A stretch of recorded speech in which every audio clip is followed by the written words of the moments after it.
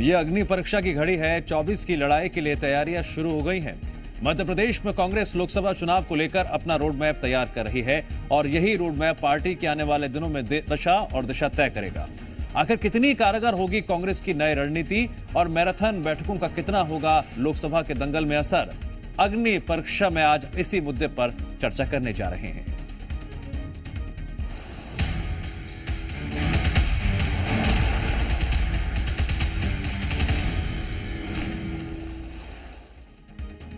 दो 2023 में हुए विधानसभा चुनाव में कांग्रेस को मिली हार के बाद अब पीसीसी चीफ जीतू पटवारी मंथन कर रहे हैं और यह मंथन इसलिए महत्वपूर्ण हो जाता है क्योंकि लोकसभा के रण की बारी है। विधानसभा में बड़ी हार का सामना करना पड़ा था, जिम्मेदारी नहीं है। इस रण को फतेह करने के लिए कांग्रेस अलग अलग रणनीति का सहारा ले रही है। आज जो बैठक हुई, लंबा मंथन हुआ, कुछ फॉर्मूले तैयार किए गए हैं, खास रणनीति बनाई गई है। आखिर क्या है कांग्रेस का लोकसभा वाला फॉर्मूला, करेंगे चर्चा, लेकिन उससे पहले देखिए रिपोर्ट।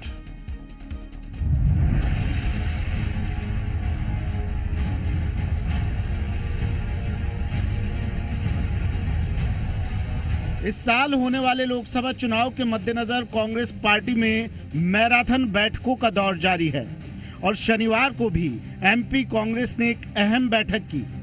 इस बैठक में उन प्रत्याशियों को शामिल किया गया जिन्हें विधानसभा चुनाव में करारी हार का सामना करना पड़ा। कहा जा रहा है कि भोपाल में लगातार 3 दिनों तक बैठकों का दौर जारी रहेगा। अलग अलग विंग्स की बैठक होगी। साथ ही लोकसभा चुनाव का रोड मैप तैयार किया जा रहा है। एक तरफ कांग्रेस बैठक कर आगामी रणनीति मजबूत करने में जुटी है, तो वहीं दूसरी ओर बीजेपी कांग्रेस की रणनीति पर तंज कसती नजर आ रही है।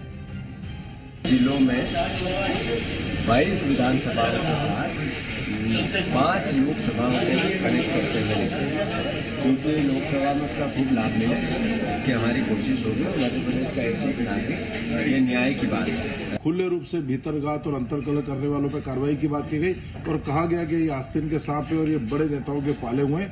यदि इन पे कार्रवाई नहीं की गई तो लोकसभा चुनाव में भी यही परिणाम रहेंगे और ऐसा लग रहा है कि अभी खेमे बॉडी कांग्रेस में अभी भी अंतर्कलह गुटबाजी खत्म नहीं हो रही। इसके परिणाम आगे और देखने को मिलेंगे। तो चलिए अब आपको बैठकों में बनाई जा रही रणनीति के बारे में भी बता देते हैं।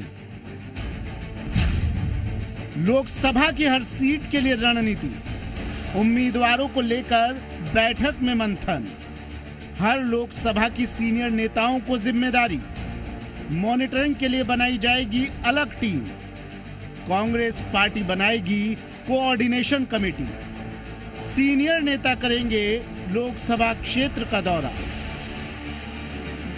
इसके साथ ही कई रणनीति पार्टी की ओर से तैयार की जा रही है। सवाल यही कि क्या कांग्रेस की ये लोकसभा वाली रणनीति कारगर साबित होती है या फिर मोदी मैजिक एक बार फिर कांग्रेस पर हावी होगा। ब्यूरो रिपोर्ट, जी मीडिया।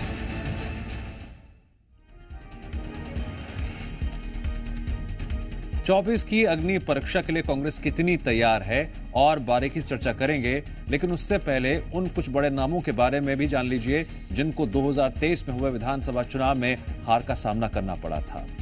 कांग्रेस के नवनिर्वाचित पीसीसी चीफ जीतू पटवारी को राव सीट से हार मिली। कमलेश्वर पटेल का भी जादू इस बार नहीं चला। उधर दिग्विजय सिंह के छोटे भाई लक्ष्मण सिंह को भी चाचौड़ा सीट से लंबे समय बाद हार का मुंह देखना पड़ा। कांग्रेस सरकार में मंत्री रहे दिग्गज नेता सज्जन सिंह वर्मा को सोनकच्छ से हार मिली। वहीं पूर्व नेता प्रतिपक्ष गोविंद सिंह को पहली बार लाहौर सीट से हार का सामना करना पड़ा। मध्य प्रदेश कांग्रेस की बड़ी नेता विजय लक्ष्मी साधो भी महेश्वर सीट से चुनाव हार गईं। जावद में कांग्रेस के समंदर पटेल को ओम प्रकाश सकलेचा ने भारी मतों से हराया। केंद्रीय मंत्री प्रहलाद सिंह पटेल के सामने चुनाव लड़ रहे लाखन सिंह पटेल को भी हार मिली। सांची से डॉक्टर जीसी गौतम को भी हार का सामना करना पड़ा। इंदौर 1 में कांग्रेस के संजय शुक्ला को बीजेपी के दिग्गज नेता कैलाश विजयवर्गीय से हार मिली।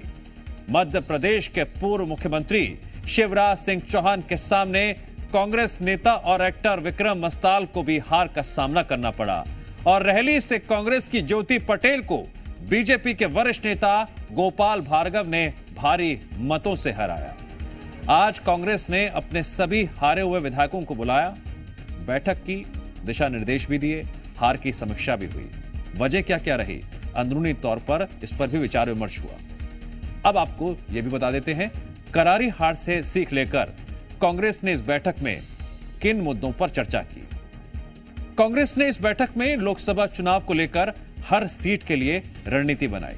साथ ही प्रदेश की 29 सीटों पर उम्मीदवारों को लेकर भी मंथन का दौर चला। वहीं हर लोकसभा सीट के लिए सीनियर नेताओं की जिम्मेदारी तय की गई। मॉनिटरिंग के लिए अलग टीम बनाने को लेकर भी बैठक में चर्चा की गई। इसके साथ कोऑर्डिनेशन कमेटी को लेकर भी कांग्रेस की बैठक में बात हुई।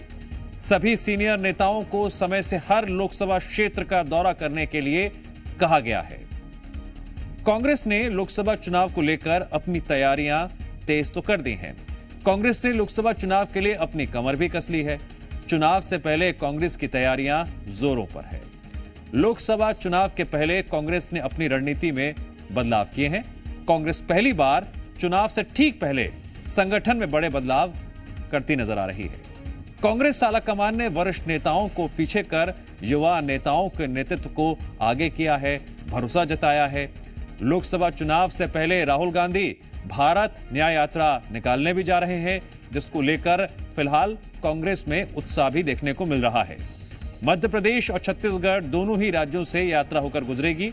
जनता तक पहुंचने के लिए कांग्रेस ने डोनेट फॉर देश नाम से क्राउड फंडिंग भी शुरू की है, जिससे वो जनता तक पहुंचकर उनको देश में बदलाव की जरूरत बताएंगे।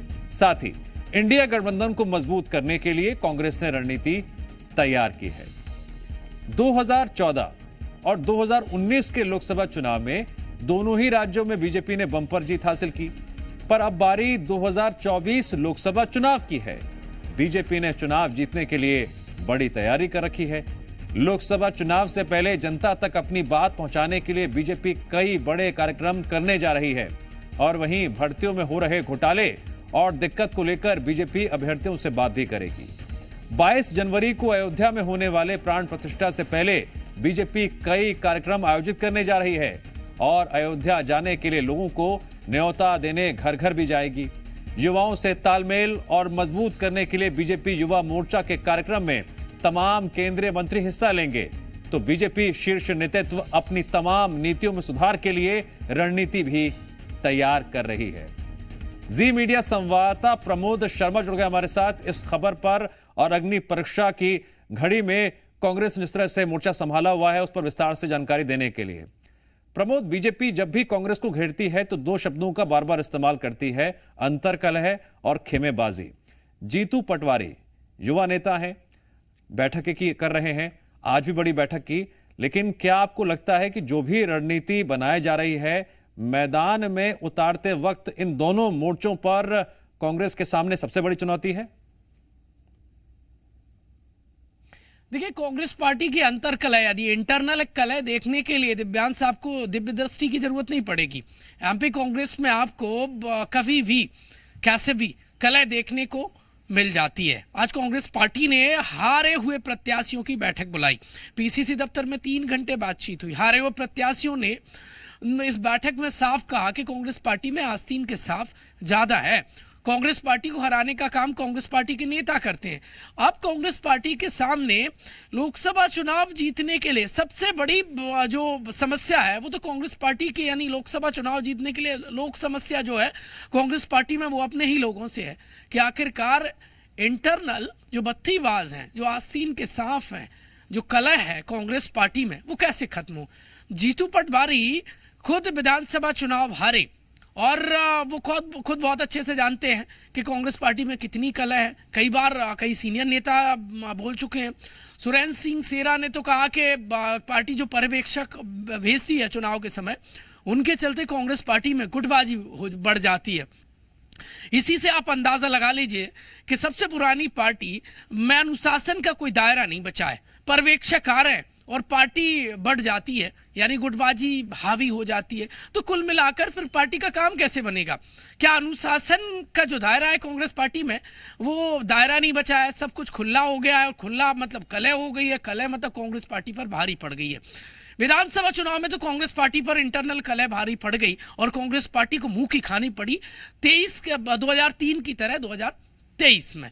अब लोकसभा चुनाव में कांग्रेस पार्टी के लिए बड़ी जो विडंबना है वो एक कलह कैसे खत्म की जाए, कैसे बत्तीबाजों को खत्म किया जाए, और कैसे ही अपने जो बेगाने हो रहे हैं रह रहकर, जो पार्टी को हराने का काम कर रहे हैं, उनको कैसे चिन्हित करके बाहर किया जाए। एक तरफ कांग्रेस पार्टी को जोड़ना है और उसको मजबूत करना है, और ऐसे में लगातार कांग्रेस पार्टी टूट रही है, और ऐसे में उनके अपने जो पार्टी के अंदर बत्तीबाज नेता हैं उनको कैसे वफादार बनाया जाए, कैसे उनको या फिर बाहर निकाला जाए। और बाहर निकाल दिया तो उनके भी बहुत सारे समर्थक हैं, और कांग्रेस पार्टी का जिस तरीके से ग्राफ गिरा है, चाहे वो सदस्यता को लेकर हो या फिर सत्ता को लेकर हो या फिर दूसरे मायनों में देखा जाए, ऐसे में कांग्रेस पार्टी के नेताओं के साथ नए प्रदेश अध्यक्ष के लिए, नए प्रदेश प्रभारी के लिए चुनौतियां बेशुमार हैं।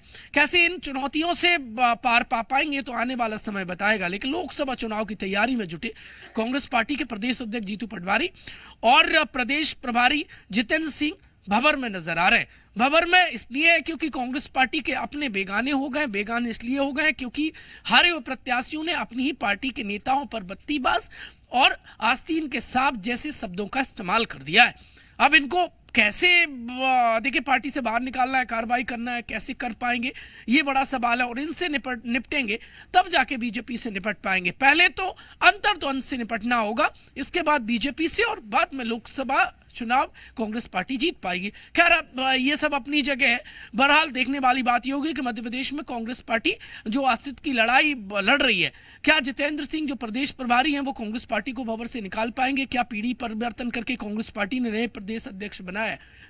क्या इससे कांग्रेस पार्टी की बात बनेगी? लोकसभा चुनाव की तैयारी में कांग्रेस और बीजेपी तेजी से जुट गई है। दोनों ही पार्टियां अपने अपने दावे ठोक रही है, लेकिन कुल मिलाकर कांग्रेस पार्टी में कलह, ये कांग्रेस पार्टी में खत्म करने का सबसे बड़ा टास्क होगा कांग्रेस पार्टी हाईकमान के साथ। तो बीजेपी फ्रंट फुट पर नजर आ रही है।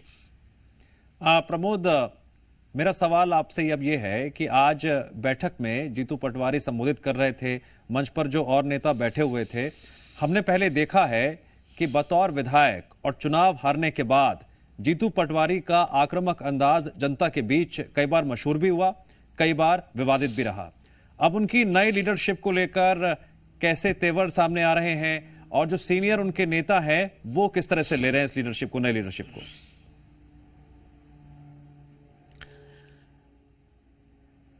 देखिए, समय का पहिया घूमता रहता है, परिवर्तन ही संसार का नियम है, कांग्रेस पार्टी कह रही है। अब बदलाव हुआ है तो बदलाव से पार्टी की कितनी सूरत और सीरत बदलती है आने वाला समय बताएगा। पर कांग्रेस पार्टी ने एक बड़ा फैसला लिया।